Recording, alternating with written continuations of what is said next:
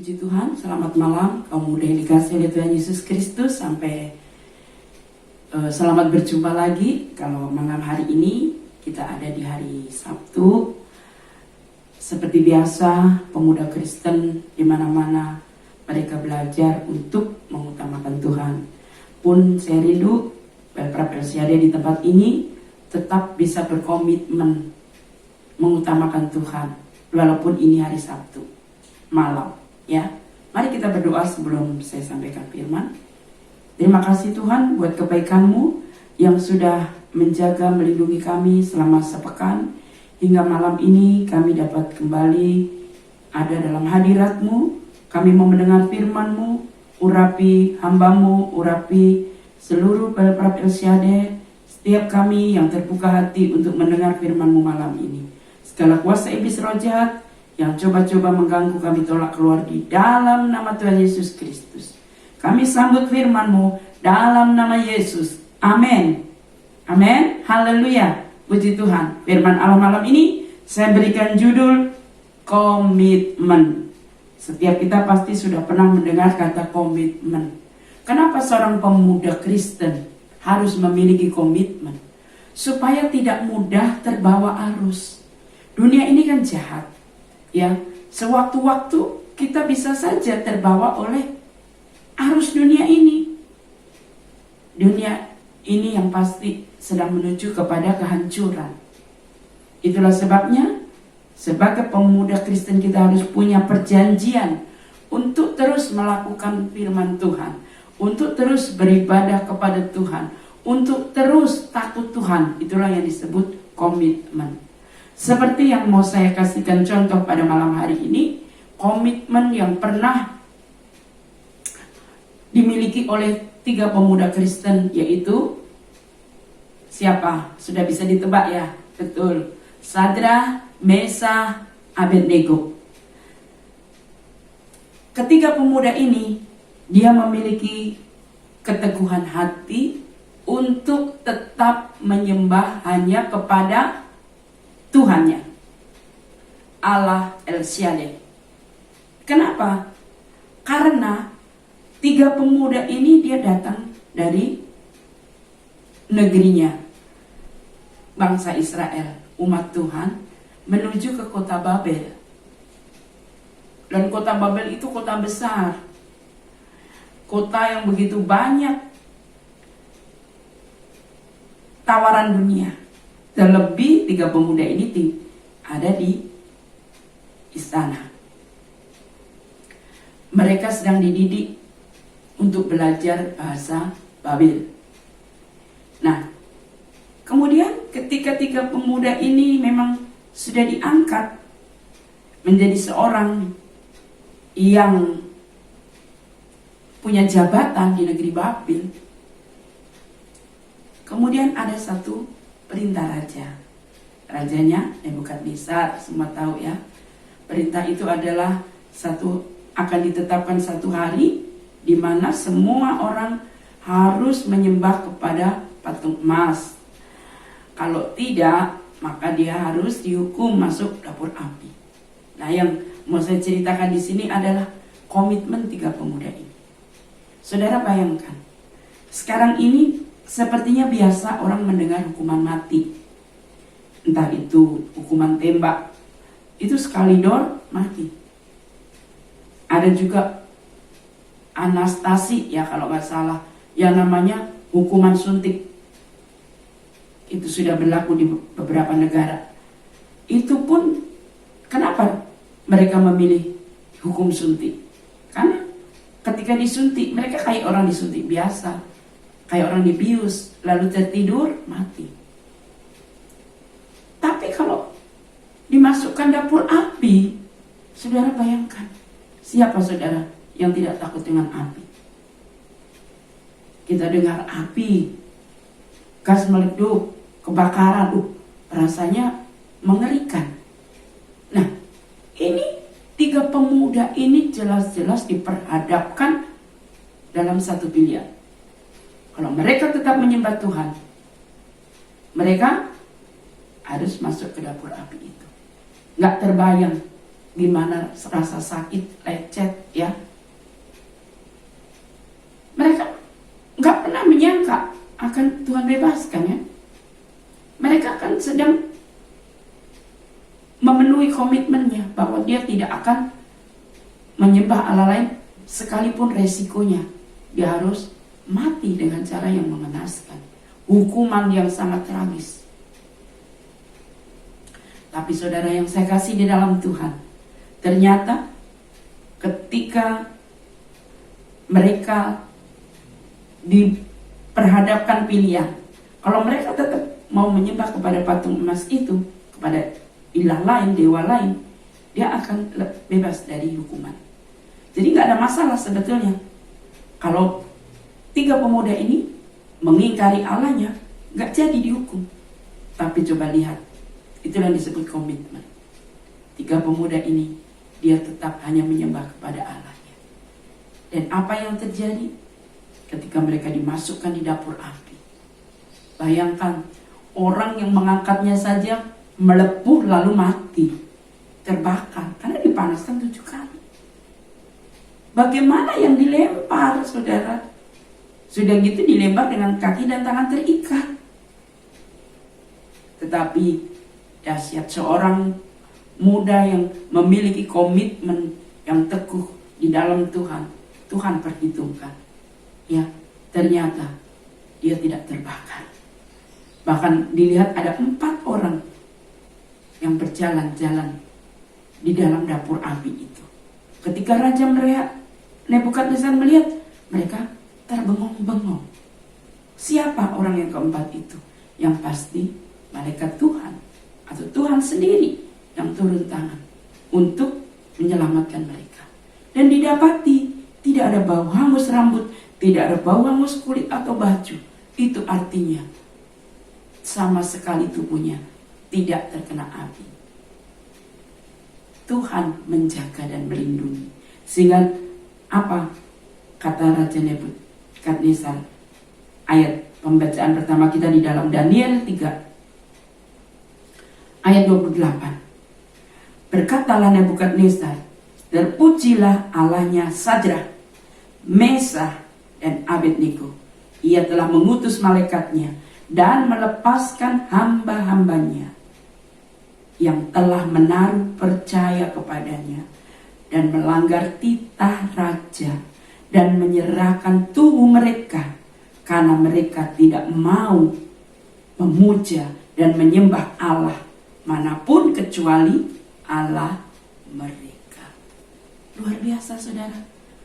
Tatkala dihadapkan dengan maut, hukuman mati, 3 pemuda ini tidak takut. Dia tetap mempercayai Tuhannya. Bahkan dia berkata dalam Daniel 3 itu ayat 17, jika Allah kami yang kami puja sanggup melepaskan kami, maka ia akan melepaskan kami dari perapian yang menyala-nyala itu dan dari dalam tanganmu ya Raja. Tetapi seandainya tidak, hendaklah Tuanku mengetahui ya Raja, bahwa kami tidak akan memuja dewa Tuanku dan tidak akan menyembah patung emas yang Tuanku dirikan itu. Artinya apa? Mau dia lolos dari maut maupun tidak, tetap pendiriannya kuat. Dia hanya percaya kepada Tuhan yang dia sembah, Allah Israel. Inilah yang disebut komitmen. Apapun yang terjadi, tetap mengutamakan Tuhan. Sebagai pemuda Kristen, apapun yang terjadi, tetap kita percaya menyembah Tuhan. Walaupun saat ini kondisi mungkin tidak baik bagi kebanyakan orang, akan berkata sulit, krisis dan sebagainya. Sebagai pemuda Kristen, situasi keadaan apapun, mari kita mau belajar kepada Sadrah, Mesah, Abednego. Tetap mengutamakan Tuhan. Cari dulu kerajaan Allah dan kebenarannya, maka semuanya itu akan ditambahkan kepadamu. Jangan mudah tergoda oleh bujuk rayu dunia ini. Ya. Jangan terbawa arus. Tapi mari kita berkomitmen untuk tetap menjadi orang muda yang takut dan taat pada Tuhan. Contoh yang kedua, Petrus dan Yohanes. Kita semua tahu Petrus dan Yohanes adalah murid-murid Tuhan Yesus. Saat Tuhan Yesus mati lalu dikubur, 3 hari kemudian bangkit, naik ke surga. Lalu 40 hari lamanya mereka menjumpai murid-muridnya. Salah satunya mereka menjumpai Petrus dan Yohanes. Petrus dan Yohanes, walaupun dia tahu gurunya sudah mati, bangkit, naik ke surga, tidak bersama-sama dia lagi, tapi mereka tetap mempercayai bahwa Yesus Mesias, Yesus Allah yang hidup. Bahkan dia sering berkumpul dengan murid-murid lain untuk menceritakan tentang Yesus. Dan apa yang terjadi, saudara? Ketika Petrus yang memberitakan nama Tuhan, banyak orang tidak suka. Kan kesempatan bagi orang Yahudi untuk membenci murid-murid Yesus, karena gurunya sudah gak ada. Dulu masih ada gurunya aja, mereka sangat benci kepada Yesus dan murid-muridnya. Nah, kesempatan itu mereka gunakan untuk menganiaya, menangkap murid-murid. Tetapi ketika Yohanes dan Petrus dihadapkan pada mahkamah agama, ya, mereka dituduh untuk memberitakan kabar bohong, padahal mereka sedang memberitakan Injil Kristus. Dan apa yang terjadi? Mereka memberi jawab dengan penuh keberanian. Mereka tidak takut walaupun harus dihukum, dicambuk, ya, oleh imam-imam, orang-orang Yahudi. Tetapi mereka tetap berkomitmen, mempercayai bahwa Tuhan adalah Allah Juru Selamat yang hidup. Dia beritakan tentang nama Yesus. Sehingga mahkamah agama itu tercengang. Siapakah mereka ini? Bukankah Petrus itu hanya seorang nelayan? Juga Yohanes. Tapi kok mereka berbicara dengan tuntunan Tuhan yang luar biasa. Bahkan di tengah-tengah persidangan, dalam Kisah Rasul 4 ayat 12, Petrus berkata, keselamatan tidak ada di dalam siapapun kecuali di dalam Yesus. Luar biasa, saudara. Keberanian yang luar biasa. Mereka memberitakan Injil, berkomitmen, tak takut untuk terus mempercayai Tuhan walaupun di tengah tantangan, aniaya. Itu contoh yang kedua, Petrus dan Yohanes. Yang pertama tadi Sadrak, Mesak, Abednego. Contoh yang ketiga, Rasul Paulus. Rasul Paulus tadinya bukan pemeluk Kristen, bahkan penganiaya umat Tuhan. Tapi setelah dia terima Yesus, berjumpa dengan Yesus, waktu dia lagi berangkat mau menganiaya murid-murid Yesus, tiba-tiba ada sinar dan dia tidak bisa melihat 3 hari 3 malam. Dia bertanya kepada sinar yang berbicara, "Hei Saulus, mengapa engkau menganiaya aku?" Lalu Saulus bertanya, "Siapa yang kuaniaya? Siapa engkau?" Lalu sinar yang tidak terlihat oleh mata Saulus karena silau terbutakan itu, "Akulah Yesus yang kau aniaya itu." Sejak itu Saulus dibawa ke rumah Ananias, di sana didoakan, lalu terbuka matanya, kembali melihat, dia mengiring Yesus dengan setia. Dan sejak dia jadi murid Yesus, dia berkomitmen untuk terus memberitakan kabar baik tentang Yesus dimanapun Paulus pergi, bahkan ke seluruh Asia. Apakah tanpa resiko? Kalau kita melihat Rasul Paulus ini selalu dihadapkan dengan bahaya. Entah dia pergi ke kota, ke desa, ke padang gurun, ke tengah laut, selalu dia bertemu dengan apa yang namanya bahaya. Dia sering terkatung-katung di tengah laut, kelaparan, berpuasa, tetapi dia tetap berkomitmen untuk apa? Melayani Tuhan. Dia berkomitmen untuk memberitakan kabar baik. Sampai-sampai di dalam 2 Timotius 4 ayat 7 dikatakan bahwa dia akan melayani sampai akhir. Dalam 2 Timotius 4 ayat 7 itu dikatakan, aku telah mengakhiri pertandingan dengan baik. Aku telah mencapai garis akhir dan aku telah memelihara iman. Saudara, komitmen itu penting. Walaupun ada banyak hal yang harus dibayar. Ya, contohnya Sadrak, Mesak, Abednego.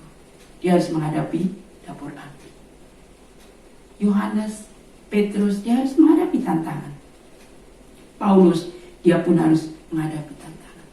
Kadang perasaan, ya, waktu, itu yang harus kita bayar untuk menggenapi komitmen kita.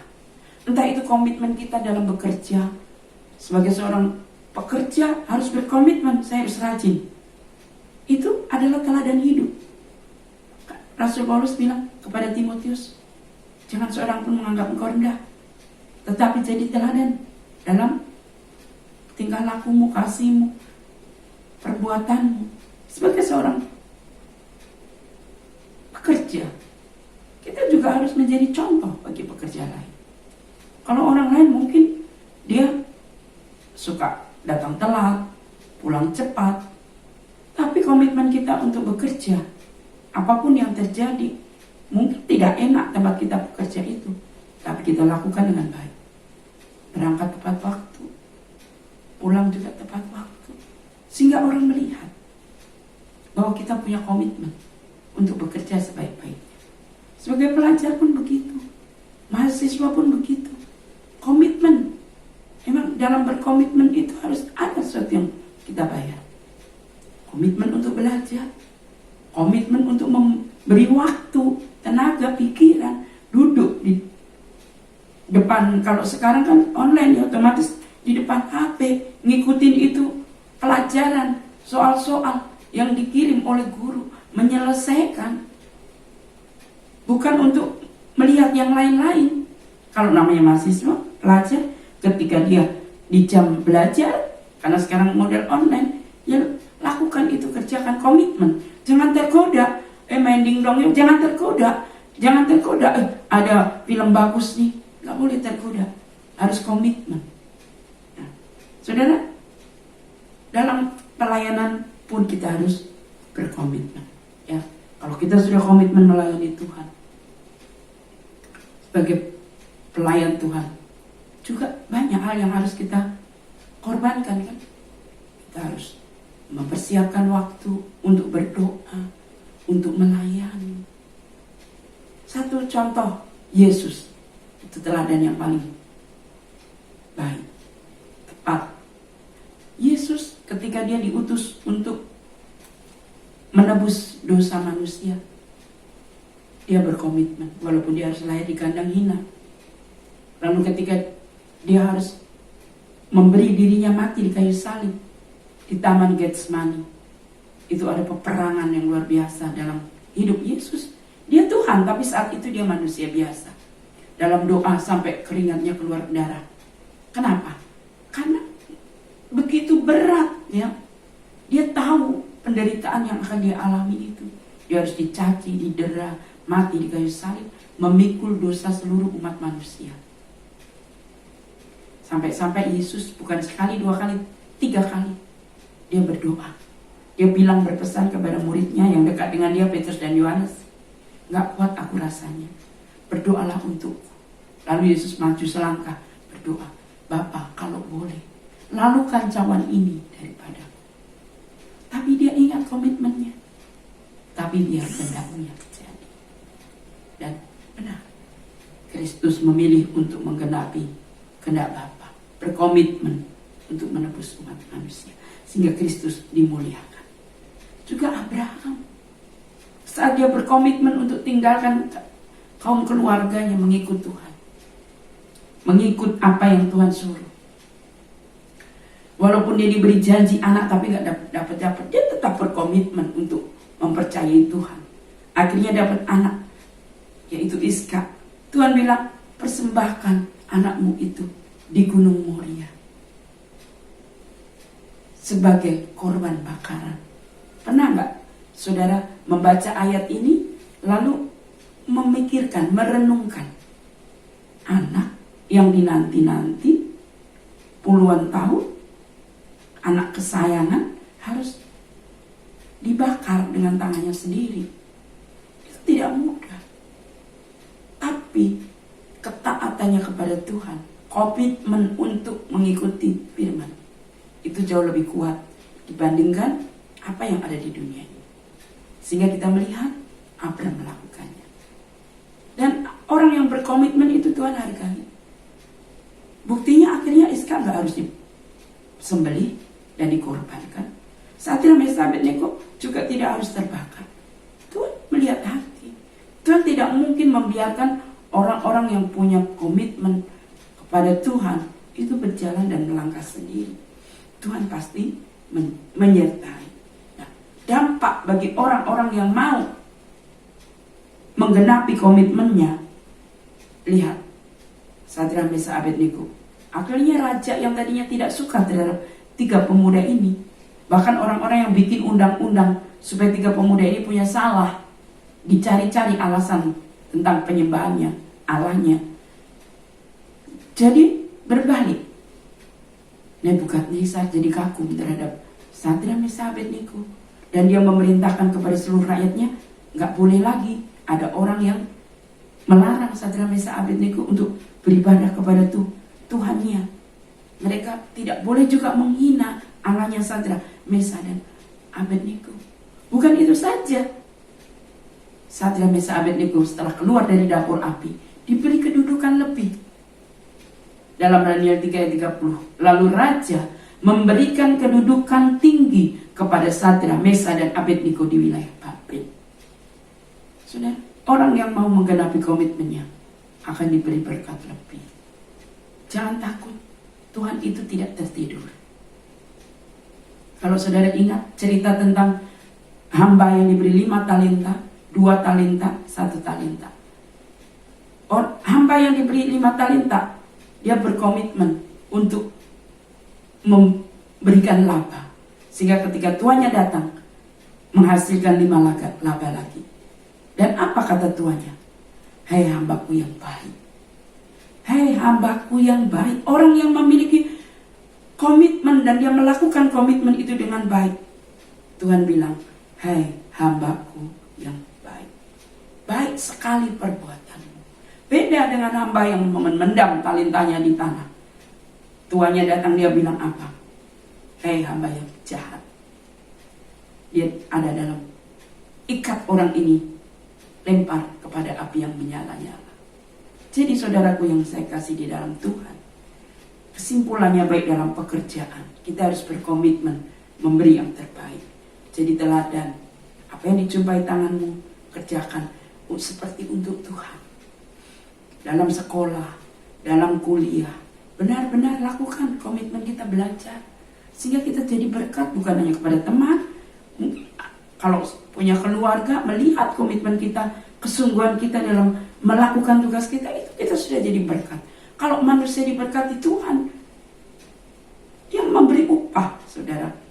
Juga dalam pelayanan, mari kita berkomitmen, tetap maju, tetap setia, walaupun situasi apa.